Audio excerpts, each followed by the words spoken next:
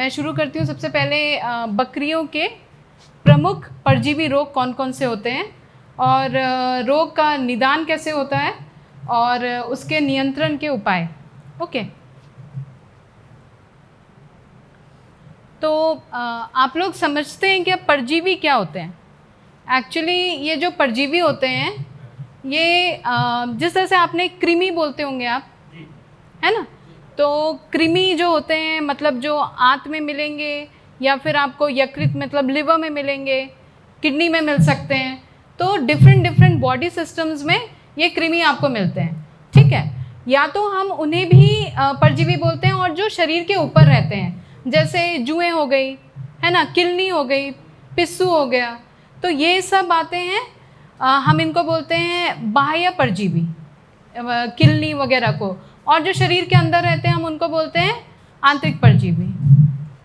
तो सबसे पहले ये जो परजीवी होते हैं ये कई प्रकार के होते हैं, ठीक है। ये एक कोशिकीय भी होते हैं, इसका मतलब वो इतने छोटे होते हैं कि हमको माइक्रोस्कोप से देखना पड़ता है ना। या फिर हम मतलब खुली आंखों से भी देख सकते हैं, जैसे कृमि जब निकलते हैं तो डिपेंड करता है किस तरह का परजीवी संक्रमण है पशु में। स्पेशली अगर हम बकरियों की बात करें तो किस तरह का संक्रमण है, इसको हमें आइडेंटिफाई करना बहुत ज़रूरी है, ठीक है। तो सबसे पहले हम आते हैं कि किस तरह के कृमि होते हैं पशु के मतलब स्पेशली बकरियों के शरीर में। तो या तो हम पढ़ेंगे सबसे पहले गोल कृमि। गोल कृमि में हम सबसे पहले जो एक प्रमुख परजीवी के बारे में जानना चाहेंगे वो होता है हिमोंकस। हिमोंकस का नाम ही जो निकला है वो हीम मतलब होता है ब्लड, मतलब वो ब्लड चूसता है और वो आमाशय में रहता है पशु के। और आपको एकदम से लगेगा कि पतला सा धागा है, छोटा सा, है ना, लेकिन वो इतना सारा बंडल में रहते हैं और 0.05 मिलीलीटर कम से कम खून चूसता है एक कृमि। तो अगर मान के चलो कि 2500 के आसपास का कृमि का अगर संक्रमण है उस जानवर में, तो वो 125 ml के आसपास ब्लड लॉस होता है उस कृमि की वजह से। तो आप समझ सकते हैं कि जितना छोटा है पर उतना ही खोटा है ना। तो सबसे पहले मैं आपको बताऊंगी हिमोंकोसिस रोग के बारे में, जिसमें हिमोंकस कॉन्टोर्टस, ये जो आपको दिख रहे होंगे पिंक कलर के, जो दिख रहे होंगे, दिख रहे हैं क्या आपको पिंक कलर के, ये जो है ना, क्योंकि इन्होंने ब्लड सक किया हुआ है, ब्लड चूसा हुआ है, खून चूसा हुआ है, इसीलिए पिंक कलर के दिख रहे हैं। और अगर बाद में हम जब इनको कलेक्ट करते हैं तो सफ़ेद दिखते हैं, ठीक है। तो ये ब्लड की वजह से इनका कलर जो है वो पिंक आ रहा है। और इसका सबसे पहली बात है, आप ये सोच रहे होंगे कि इसका संक्रमण कैसे होता है, इसका संक्रमण पशु लेता कैसे है। तो ये जो संक्रमण ग्रहण करता है वो होता है दूषित खाने से।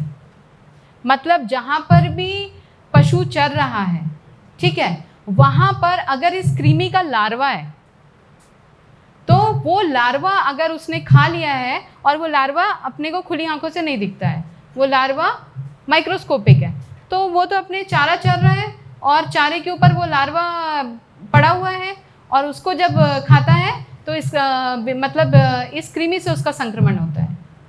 तो ये बहुत ज़रूरी है, आप समझ सकते हैं कि हम कहाँ पर पशु को चरने के लिए भेज रहे हैं। तो सबसे बड़ी बात है, इस परजीवी का संक्रमण वहाँ होता है जहाँ पर नमी रहती है, ठीक है। तो मतलब हम पशुओं को यूजुअली नमी वाले स्थान में अगर वो जा रहे हैं और वो मतलब चरने के लिए उस दूषित चारे का उपयोग कर रहे हैं तो संक्रमण होने का चांसेस जो हैं वो बढ़ जाते हैं, ठीक है ना। अधिकतर जो होता है इस परजीवी से जो छोटे मतलब किड्स जो उसको बोलते हैं हम लोग, है ना, बकरियों के जो छोटे उसको होते हैं, मतलब मेमना आप लोग बोलते होंगे, क्या बोलते हो आप लोग किड्स को, है ना। तो उनमें संक्रमण का प्रभाव ज़्यादा में होता है क्योंकि वो छोटा है, उसके शरीर में रोग प्रतिरोधक क्षमता उतनी तरह से विकसित नहीं हुई है, तो उनमें उस कृमि का असर ज़्यादा दिखेगा क्योंकि ज़्यादा ब्लड सक करेगा तो अनीमिया होएगा। आपको पता है अनीमिया होता है अगर ब्लड की कमी होती है, चाहे हम में होती है चाहे जानवरों में होती है, ठीक है। उसके कारण भूख में कमी हो जाती है, जानवर सुस्त हो जाता है। अच्छा, फिर उसके बाद अगर छोटा मेमने में असर दिखता है तो वो अच्छे से उसकी ग्रोथ नहीं हो पाती है, जितना उसका वेट गेन होना होता है वो उतना नहीं होता है। और अगर एक पर्टिकुलर लेवल के बाद संक्रमण बढ़ता है तो मृत्यु होती है। तो इसीलिए सबसे पहले हमको ध्यान देना है कि क्या हमारे जानवर में इसका संक्रमण है, और ये बहुत आम है इसका संक्रमण। अगर आपके पास आप बकरी पालक हैं और अगर स्पेशली ये जो रेनी सीज़न है इस समय अगर उसका आप स्टूल का एग्जामिन करेंगे, आप बोलते हैं कि फीसिस का एग्जामिन कराएंगे, यहाँ पर हमारे लैब में पैरासिटोलॉजी के लैब में भेजेंगे, अगर हम एग्जामिन करेंगे तो उसमें हमको इस परजीवी का संक्रमण मान के चलिए 90% केसेस में मिलेगा। तो आप समझ सकते हैं कि ये बहुत आम है और लेकिन उतना ही घातक है अगर संक्रमण ज़्यादा उसने ग्रहण किया है। तो सबसे बड़ी बात है कि दूषित जगह में हमको संक्रमण नहीं, दूषित जगह में हमको चराने के लिए नहीं भेजना है, और संक्रमण होने से पहले ही जैसे डॉक्टर साहब ने बताया था कि कीटनाशक दवाओं का उपयोग करना है ना। तो कीटनाशक दवा सबसे पहले तो आप क्या करेंगे, रूटीन फीकल एग्जामिनेशन कराएंगे। आप जब भी बकरी का पालन कर रहे हैं तो आप एक पर्टिकुलर जैसे हो गया बरसात के पहले, ठीक है, और बरसात के बाद में, ये 2 पीरियड में स्पेशली आप अपने एनिमल्स का जो फीकल सैंपल है उसको इकट्ठा करके हमारे यहाँ लैब में भेजिए और हम पता लगाएंगे कि उसमें किस स्तर का संक्रमण है। ठीक है, तो अगर संक्रमण कम है तो हम खुद एडवाइस कर सकते हैं कि नहीं, इसको आपको दवाई देने की ज़रूरत नहीं है, क्योंकि अगर आप बिना किसी कारण के बार बार दवाई देते हैं तो वो दवाई असर करना उस जानवर पे और उस बीमारी पे बंद कर देगी। तो फिर आप परेशान होंगे कि हमने तो दवाई दी है लेकिन फिर भी असर नहीं हो रहा है। तो इसीलिए दवाएं भी बेअसर ना हो और बीमारी भी कंट्रोल में रहे और पशु की उत्पादन क्षमता भी बनी रहे, उसकी बॉडी वेट भी ग्रोथ अच्छी से होती रहे, तो हम इसके केस में क्या करेंगे कि सबसे पहले तो निदान कराएंगे कि एक्चुअली में इन्फेक्शन किस लेवल का है और है भी कि नहीं है ना। तो अगर हम सबसे पहले अगर लाक्षणिक आपको कुछ लक्षण दिखते होंगे इस बीमारी के, कुछ लक्षण, या तो सबसे पहले आप जब आँख के नीचे जैसे हम भी देखते हैं ना, अगर अनीमिया होता है तो हम क्या देखते हैं, आँख ऐसे खोल के देखते हैं, वैसे ही आपको बकरी के भी, मेमने के या बड़ी बकरी के या एजेड बकरी के उसमें आपको आँख के नीचे की जो कंजंक्टिवा या श्लेष्मा झिल्ली बोलते हैं उसको आपको देखना है कि क्या ये पीली पड़ रही है, क्या उसका जो लालपन है उसमें कुछ कमी आई है। तो उससे आप एक अंदाज़ लगा सकते हैं कि हो सकता है कि हिमोंकस की बीमारी हो, क्योंकि ये एक बहुत ही आम कारण है पशु में रक्त अल्पता का, बहुत आम कारण है, ठीक है ना, क्योंकि वो घास चर ये सब कर रही है तो एनिमल को तो हेल्दी होना चाहिए। इसके बावजूद अगर आपको लग रहा है कि क्यों इसमें पीलापन आ रहा है तो इसमें इसका कारण हिमोंकस बहुत कुछ हो सकता है।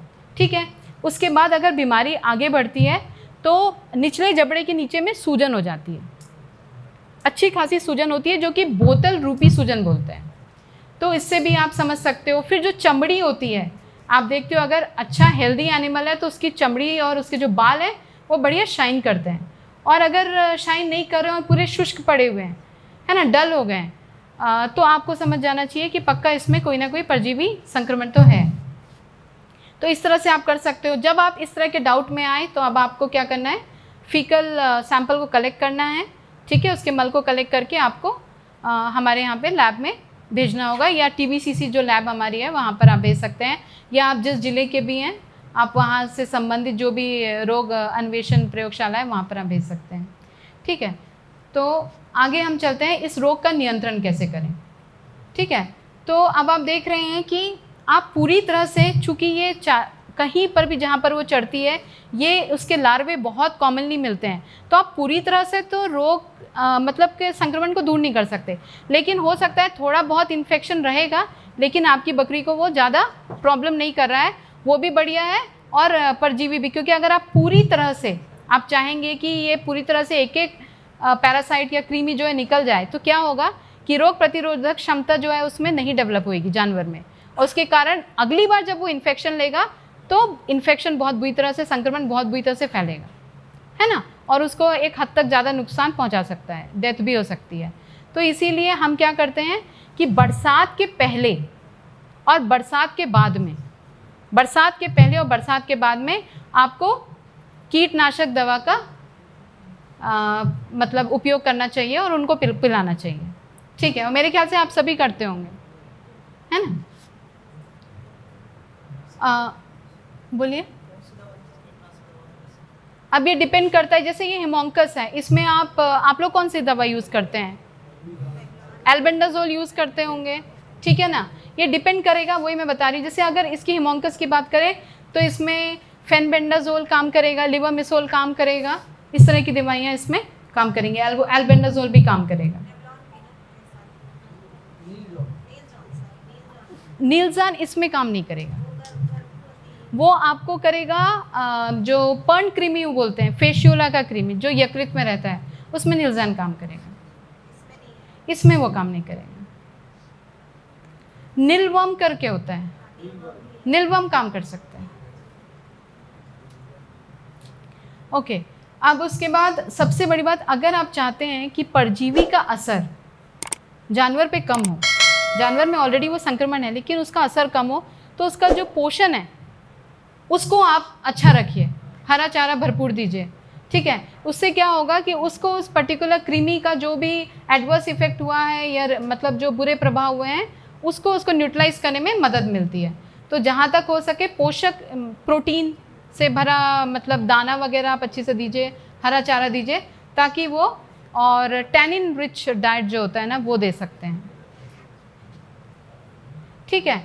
फिर आप कुछ ये कोशिश कीजिए कि पशु का जो मल है ना, अगर ऑलरेडी उसमें संक्रमण है, उस मल में ही, क्योंकि ये कहाँ आमाशय में रहता है, ठीक है, तो इसके जो अंडे हैं वो कहाँ निकलेंगे? उसके मल में निकलेंगे।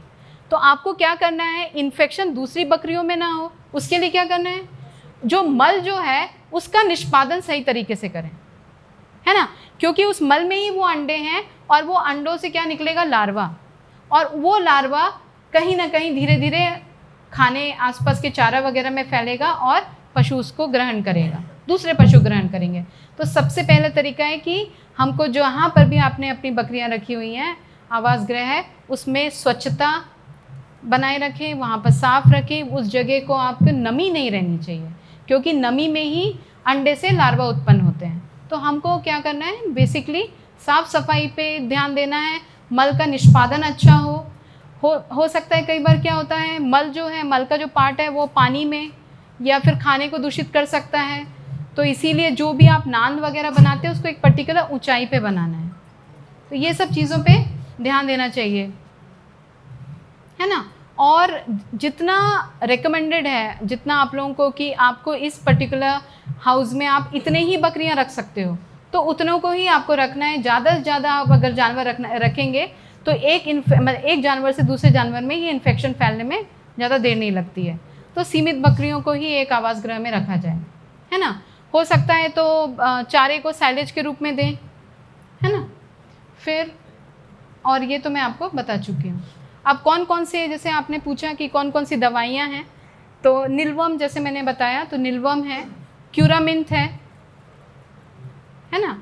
ये आप 10 से 15 मिलीग्राम प्रति किलो मतलब क्या बोलते हैं, बॉडी वेट के हिसाब से या शारीरिक भार के हिसाब से आप दे सकते हैं, है ना। दूसरा है एल्बेंडाजोल, जैसे कि मैंने बोला, वो कई प्रकार उसमें आता है, एल्बोमार के रूप में आता है, वर्मीटॉल के रूप में आता है। इसको भी 5 से 7.5 मिलीग्राम प्रति किलोग्राम शारीरिक भार के हिसाब से आपको देना है। फेनबेंडाजोल भी एल्बेंडाजोल का ही एक वो है कि उसी ग्रुप में आता है, तो आप फेंटास के नाम से सुना होगा, फेनबेंडाजोल, पैनाक्योर के नाम से सुना होगा। इसमें भी आप सेम डोज दे सकते हैं, 7.5 मिलीग्राम प्रति किलोग्राम शारीरिक भार।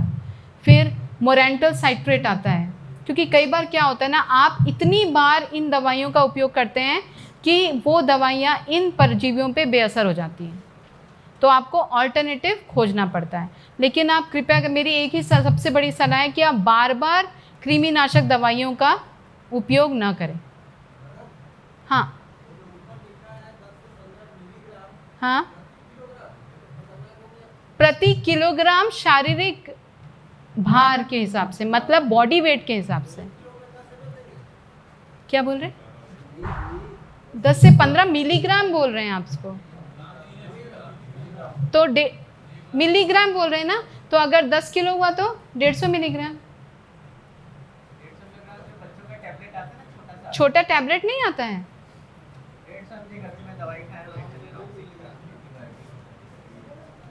यूजुअली कितना 30 किलो के आसपास तो एक बकरी होती होगी ना, है ना। तो आप उसको मल्टीप्लाई कर लीजिए 10 से, मतलब 300 मिलीग्राम के आसपास देना है आपको, इतना ही है, ज़्यादा नहीं हो रहा है, एकदम सही है। अगर आप अंडर डोजिंग करेंगे, बस इतना सुन लीजिए, अगर आप अंडर डोजिंग करेंगे तो वो दवाई बेअसर हो जाएगी धीरे धीरे। तो इसीलिए अगर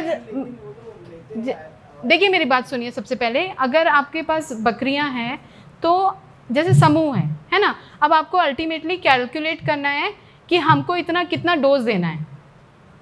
तो उसके लिए आप क्या करोगे कि आपका जो बकरी का समूह है उसमें सबसे भारी जो बकरी होगी, सबसे वजनी जो बकरी होगी, उसका बॉडी वेट लेना है और उसके हिसाब से फिर आपको दवाई का कैलकुलेशन करना है, और वो दवाई की मात्रा फिर सभी में देनी है, बच्चों का छोड़ के।